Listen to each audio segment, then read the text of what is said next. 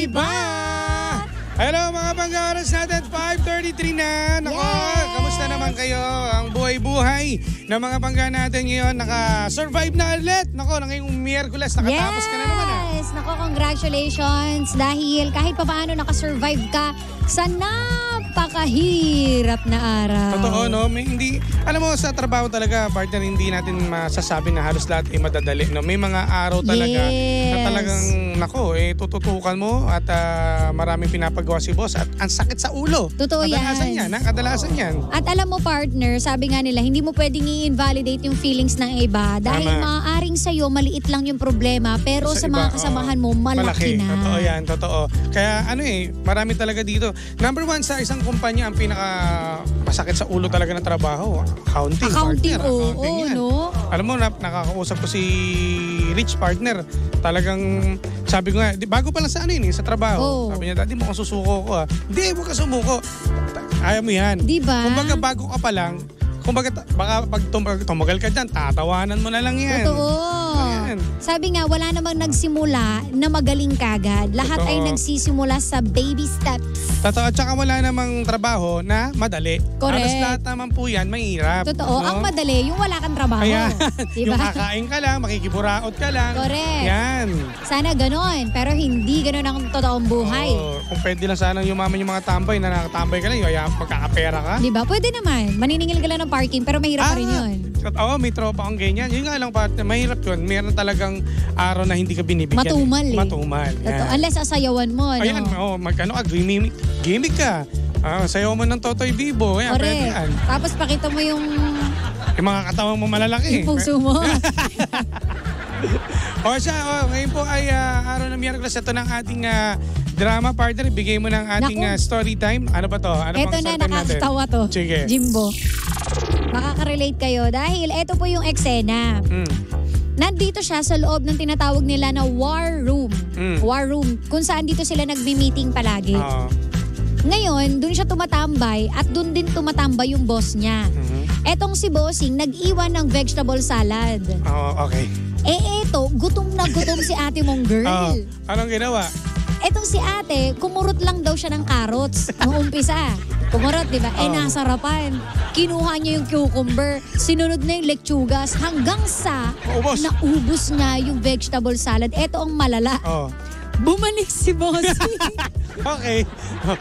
Anong ginawa niya? Hinanap niya yung vegetable salad. So ito ngayon, nung nakita ng lalagyan ni Bossing na wala ng laman at nandun naman siya, yung una, dininay niya pa. Naku, ang lakas siya pa mag-deny na siya lang siya nandun, ha? Tapos sa huli, inamin niya na tumawa na lang siya. Sir, sorry na. Nagutom po kasi ako. Tatakam eh. Ngayon, etong si Sir, in fairness naman, nginitian lang daw siya. Tapos pakiramdam niya pa, parang nag-blush lang si Sir. Ganon. Gwapo itong si Sir daw. Sana all. Ngayon, ang tinatanong niya, pinag-uusapan daw ba siya sa opisina? Kailangan niya bang pumunta sa HR dahil pakiramdam niya kumalat na sa buong opisina yung nangyari. Pero aminado naman daw siya, if ever na kumalat man, aakuin niya naman yung responsibilidad. Alam mo, ang kulit ng kwento. Alam mo, partner, kaya ngayon napapansin ko hindi lang pala sa atin, maging sa lahat ng mga kumpanya. May kuhaan? Nagkakaroon ng ganyan, pero ngayon style, nilalagyan na ng pangalan.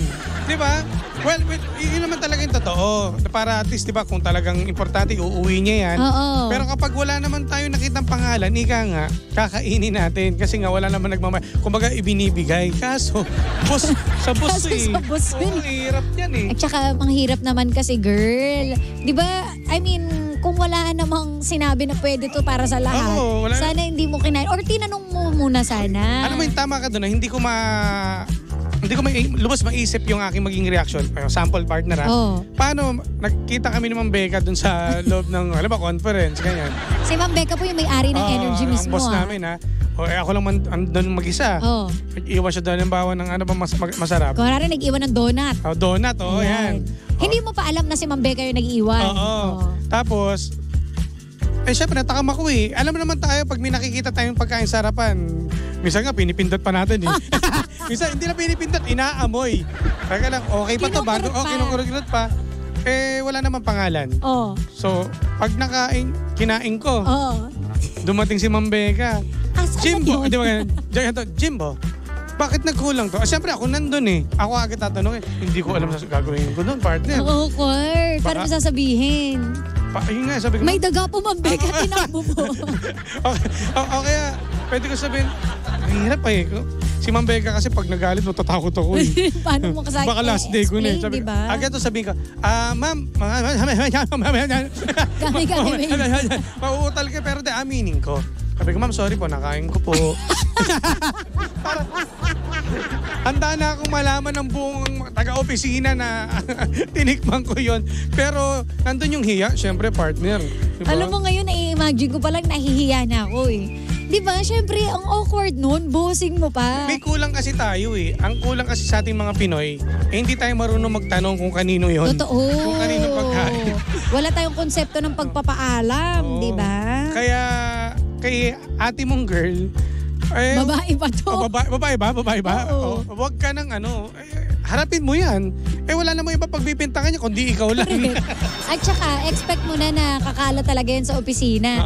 Manay mo, natuwa yung sir mo, di ba? Tapos naichika niya. Yes, oo. Sabi niya, natin pala, patay gutom pala ito.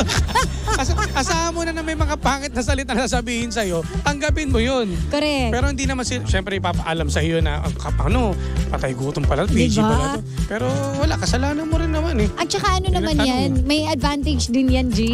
Syempre matatandaan ka na. Ayun lang, diba? Kung siguro i-take niya to positively, pwede niyang sabihin na ang cute mo naman, dinatandaan ka na ikaw yung patay gutom. Hindi lang din yung partner eh. Ang mahirap doon, sa lahat, hindi lang kay boss, paano pag sa mga office mates mo? Alam ba, may mga pagkain doon, may kagat, merong nawala. Ikaw na. Ikaw na suspect dyan. Alam mo, yun yung mahirap. Yun na ang trademark sa'yo. Ikaw ang tagakain ng mga laman ng rep ninyo. Kaya, huwag ka na magtaka kay ate mong girl kapag may nakita kang pagkain at may pangalan na dahil lang sa'yo. Correct. Totoo. At least, di ba? Kung sa pagtatanong niya naman dun sa HR, di ba, kung kailangan niya pang pumunta ng HR at feeling niya pinag-uusapan siya, huwag ka naman paranoid, di ba? And kung pinag-uusapan ka man, di makiride ka na lang, gawin mo na lang nakakatawa. Kasi nakakatawa naman talaga yung ginawa mo. Tsaka huwag ka makalimot na mag-sorry. Sorry ka na lang. Sorry okay po, lang yun. ginutom po ako. Diba? Or sabihin mo, sorry sir, pero ang sarap ng salad mo. At least kinain ko, malay nyo, pag may mga laso niya, di ako na-deads. At least safe kayo. Ganon. Pero sa mga ganyang kumpanya, partner, mas okay yan eh. Kesa naman sa mga pera, nangungurap ka, nangungupit ka, nagnanakaw ka, sa madaling salita. Yan ang pangit talaga. Yan ang wala. Isang araw ka lang tatagal o baka mga isang oras ka lang o 30 minutes ka lang ang tatagal sa opisina, wala ka na. Totoo. Tsaka sira na buong buhay mo yan. Di ba? At least yan pagkain. Masira ka man sa mga kaibigan mo, wag lang pera. Oo, totoo yan. Ako eto, tandaan nyo to mga pangga. Dahil hindi lang po sa opisina nyo makakaalam yan. Kakalat po yan kung sino man yung tao doon na ka-office mates mo. Correct. Na may mga makakilala sa'yo sa ibang lugar. Totoo yan. Kakalat yan, totoo. Kaya ang hirap masira pagdating sa pera, partner. Pag naikwento ka sa best friend ng best friend ng best friend niya, makakarating yan sa'yo. Patay ka. Kahit niya hindi best friend eh. Yung mga mamumukaan ka. O kaya, basta, mahirap kasi magani eh. May mga kaibigan talaga tayo na nagsasabi rin sa akin kasi partner sa lugar namin na sa pera nasira. Mahirap. Diba? Alam mo ginawa ko? Pinagdasal ko lang siya. Na sana kunin siya ni Lord. Hindi, pag natin, magbago. Oo, di ba? Ay nako, madami na nagko-comment. Sige, basahin na. Sige, go. Eto, sabi, kung wala naman siyang kasalanan at simple pagkain lang ang dahilan, bakit ka pa ipapa-report sa HR unless kung offensive na sa iba baka pwede. Pero simpleng bagay lang naman for me. Pinapalala lang ng nasa taong paligid niya. Yun. Tama. Sabi ni Darwin Rosel. Ito naman partner, ito malupit, sabi ni Rocky Alex. Dito matakot kayo. Mas mahirap naman kung ang titikman mo yung kaopisina mo. Yan ang dali. Yan ang dali ka dyan. Dali ka talaga dyan, B. Hindi putol, kulong. Oo. Sabi ko sa'yo, for the memo, for the kick out. For the kick out ka na. Ito meron pang isa partner, bawi na lang siya pagpasok niya sa work. Bigyan mo din si boss ng salad. Pwede. Ay, oo. Totoo. Pwede. Peace offering. Ay, sir, mas masarap to. May tinapay, gano'n. Okay, mas bongga mo. Alamin mo kung magkano yung bilin ni boss mo doon. Oo. Ganda, mahalan mo yung lagyan mo na ng ibang sauce, di ba? Vinaigrette daw. Yan. Or the social ka doon. At least di ba matutuwa si boss mo. Mali mo. Nakakatawa. Pag ginawa mo yun, may ganti ulit yung partner. Mag-iiwan ulit yun doon. Ita-testing ka. Ita-testingin ka ulit doon. Yun ang mahirap doon. Ay, nako. Alam mo, parang ang sarap maging friend neto, no? Feeling ko kuwela tong babaeng to eh. Lupit mo, ha? Ay, nako, girl. Next time, ate girl, wag makialam ng hindi sa'yo. Lesson learned. Ayan. Pati si Big Shock D. Ay, Big Shock D. Kamusta, Big Shock? Hi, idol. Ay, mayaman na to ngayon, partner. Iba sama mo naman ako. Plano niya magpa-song spawn dito eh. Sige. Pag-usapan natin. Abangan mo yung wag natin pala sabihin. May abangan pala kayo. Abangan nyo lang. Diyan sa kanto. Basta, salamat Big Shock D, ha. Uy, pupunta daw dito sa bibisita daw siya pag-uwi, sabi ni Vince Santos. Uy, sige po. Sa may South Korea. Annyeonghaseyo. Ayan, bigyan mo kami ng pinakapaborito natin. Kimchi. Uy, sarap. Dahil sa kimchi, maraming nasira. Nasirang buhay. Ayup ka. Ito na partner. Basta gano'n lang ate. Huwag kang ma-depress dyan basta bumawi ka lang. Bawi lang. Okay lang yan. At yan naman ang ginawa mo naman eh. Pero huwag mo na ulitin huwag na.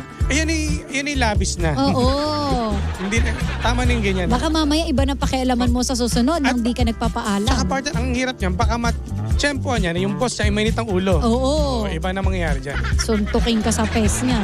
Ayan ha. Uy, hello din sa Grand Champion daw ng Carcar City Sinulog Festival. Si Bernard Tenant Lorejas, hello.